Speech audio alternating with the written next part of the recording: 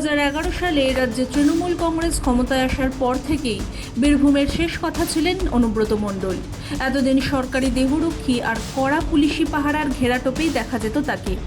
কিন্তু সাম্প্রতিক রাজনৈতিক পট পরিবর্তন আর পরিবর্তিত রাজনৈতিক পরিস্থিতির জেরে ধাপে ধাপে তার সমস্ত সরকারি নিরাপত্তা প্রত্যাহার করে নেওয়া হয়েছে। এখন প্রশ্ন হলো, সরকারি নিরাপত্তা চলে যাওয়ায় তার বোলপুরের নিচুপট্টির নীলবাড়ির সুরক্ষার কি হবে? রাজনৈতিক মহলে এখন জোর গুঞ্জন। রাস্তায় বেরোলেই বিরোধী শিবিরের চোর চোর স্লোগান, কড়া রাজনৈতিক কটাক্ষ কিংবা ক্ষোভের মুখে ডিম ছোড়ার মতো অপ্রীতিকর ঘটনা থেকে বাঁচতে এবার আসরে নামানো হয়েছে প্রাইভেট সিকিউরিটি। সম্প্রতি অনুব্রতবাবুর বোলপুরের বাসভবনে দেখা গেছে এক নজিরবিহীন দৃশ্য। রাজ্য পুলিশের বদলে তার বাড়ি পাহারা দিচ্ছে একটি বেসরকারি সিকিউরিটির এজেন্সির কালো পোশাক পরা হট্টাকট্টা বাউন্সারের দল।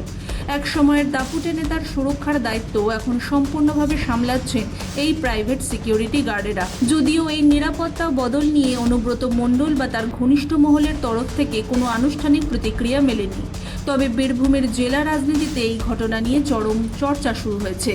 একসময়ের সরকারি ওয়াই ক্যাটাগরির নিরাপত্তা পাওয়া নেতারা আজ বেসরকারি বাউন্সারের ভরসায় থাকা রাজনীতির এই চরম পরিবর্তনকে আপনি কিভাবে দেখছেন?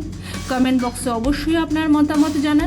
আর এই রকম গরম গরম ব্রেকিং খবরের জন্য আমাদের মাধ্যম পেজটিকে সাবস্ক্রাইব করে রাখুন।